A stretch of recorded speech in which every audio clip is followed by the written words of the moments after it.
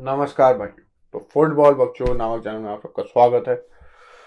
तो भाई आज हम बात कर रहे हैं एक हमारी सेगमेंट के बारे में जिसका नाम है बकचोद न्यूज़। बिल्कुल न्यूज़ के बारे में बात करेंगे, ट्रांसफर्स के बारे में बात करेंगे, यूरो की क्वालिफिकेशन चल रही हैं, टीम्स के बारे में बात करेंगे। बिल्कुल तो चलिए बकचोदी शुरू करते हैं। भाई सबसे पहले तो मैं इस क्लब के बारे में बात करना चाहूँगा बिल्कुल, और ट्रांसफर्स के ऊपर भी। भाई देख, सबसे पहले तो हम बात करें मैनचेस्टर यूनाइटेड के बारे में। बिल्कुल भाई देख, गोंजालो रैमोस जो बेनिफिका का है, he is linked to Manchester United. बिल्कुल बट भाई रामोस, भाई उन्हें एक स्ट्राइकर तो बिल्कुल चाहिए। वाउट वेगोस्ट भाई मैनचेस्टर यूनाइटेड का रेगुलरली सेंटर फॉरवर्ड नहीं हो सकता, जो बेयरली स्कोर करता है। ठीक है, प्ले में हेल्प करता है, सब कुछ करता है, बट भाई एक स्ट्राइकर का काम वो सब भी है, मैं मानता हूँ। बिल्कुल ऑफ द बॉल वर्क सारा मैटर करता है, बट भाई इसके स्ट्राइकर अगर एक गोल नहीं मारेगा।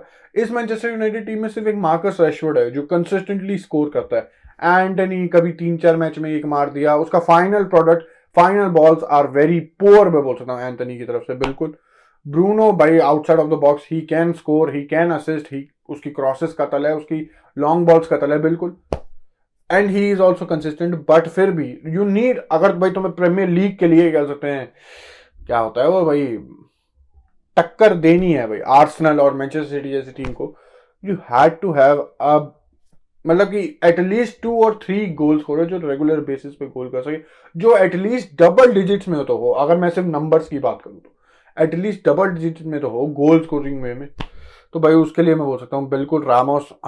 अगर तुम्हें रामोस की वो वर्ल्ड कप याद हो तो he played the first game knockout stage में स्विट्जरलैंड के अगेंस्ट, ही स्कोर्ड हैट्रिक और असिस्ट भी करा था शायद उसने एक गोल।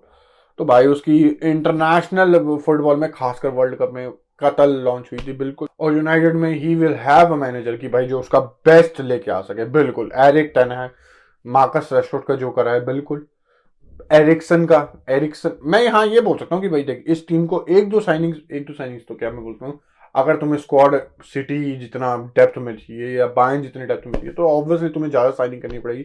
बट अगर तुम्हें सिर्फ कंपीट करना है प्रीमियर लीग या चैंपियंस लीग के लिए, भाई देखिए एक मिडफील्डर तो जरूरी है, क्वालिटी मिडफील्डर। एक एरिक्सन इंजर्ड भी होता रहता है बिल्कुल, और भाई ऊपर से कैसेमीरो हमने देखा सस्पेंड है भाई 3 या 4 मैचेस का उसके रेड कार्ड के बाद। तो भाई मैं बोल सकता हूँ एक क्वालिटी मिडफील्डर की तो जरूरत है, क्योंकि मिडफील्ड मैं बोलता हूँ एक ऑलमोस्ट सेट है मैनचेस्टर यूनाइटेड की। Casemiro, Eriksen and Bruno. Bruno थोड़ा आगे होगा, एरिक्सन और कैसेमीरो थोड़े डीप।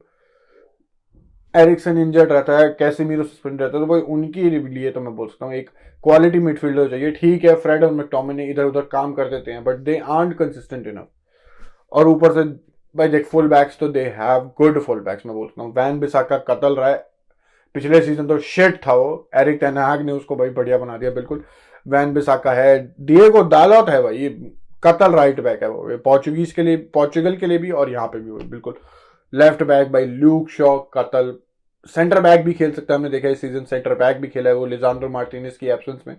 और भाई टाइलर मलेशिया तो है ही तुम्हारे पास, यंग मैं बोल रहा हूँ एक यूथ जो डेवलप करोगे तुम, और बढ़िया है वो। बिल्कुल सेंटर बैक्स में जरूरत पड़ सकती है, मैं बोल सकता हूँ हैरी मैगवायर और मतलब वरेन और मार्टिनेज जो उनके स्टार्टिंग सेंटर बैक है। उसके अलावा तुम्हारा मैगवायर है, लिंडलॉफ है या नहीं, आई डोंट रिमेंबर कि यूनाइटेड में ही है वो या नहीं।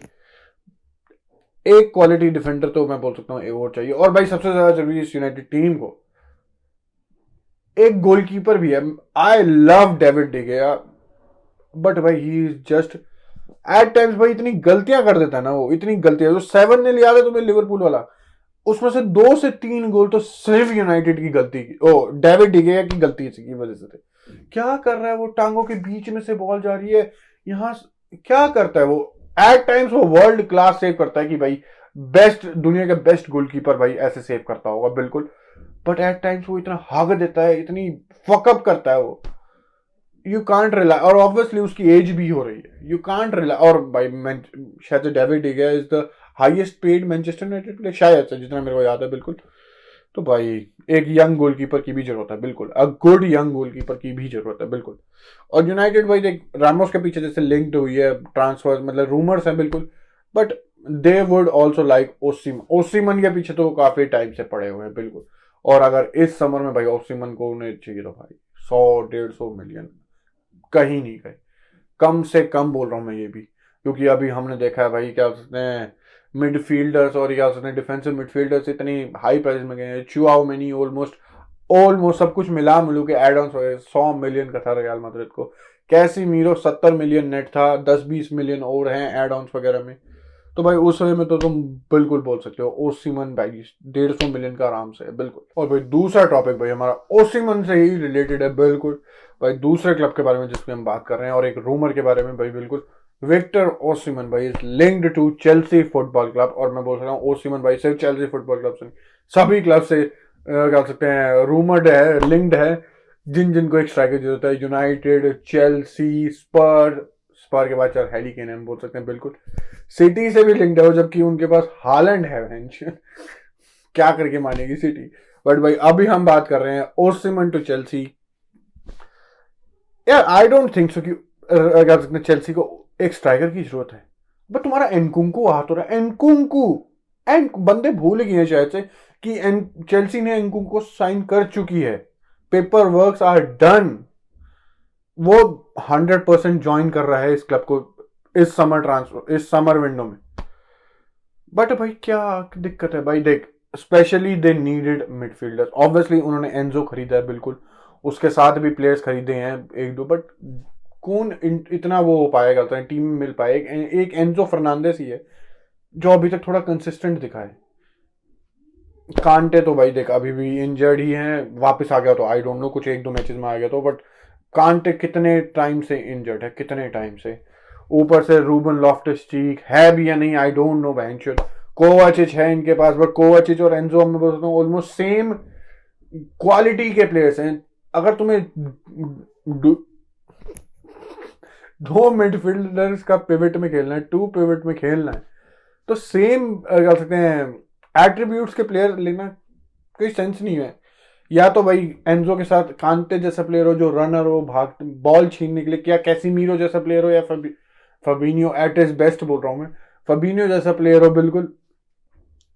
या तो भाई तुम कोवाचिच के साथ वही प्लेयर्स दूसरे लेके आओ। बट एंजो तो खेलेगा, 120 मिलियन का खरीदा था मैं। और भाई फुल बैक्स भी भाई मैं बोल सकता हूँ, मतलब कि ये तो मोस्टली विन बैक्स के साथ ही खेलते हैं। कुकुरेला खरीदा था, कुछ नहीं कर रहा वो, ठीक है एक दो अच्छी परफॉर्मेंस इधर उधर निकल जाती है। चिलवेल और रीस जेम्स जो इनके कह सकते हैं फर्स्ट चॉइस है, वो most of the times injured रहते हैं। रीस जेम्स जबकि कतल है डिफेंसिवली भी और ऑफेंसिवली भी, same I can say for Chilwell.